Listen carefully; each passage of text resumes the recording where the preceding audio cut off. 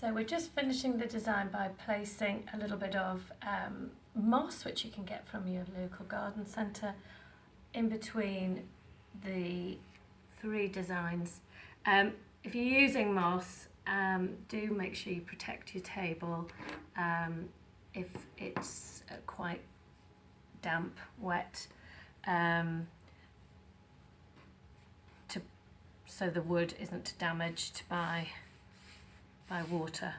So I'm just placing the moss round, some of the ivy leaves as well. Again, just adding texture in, a little bit of interest, and bringing the garden inside. And then,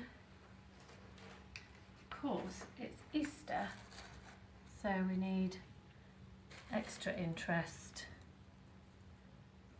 with our eggs. These are chocolate, but hand painted eggs would look even better.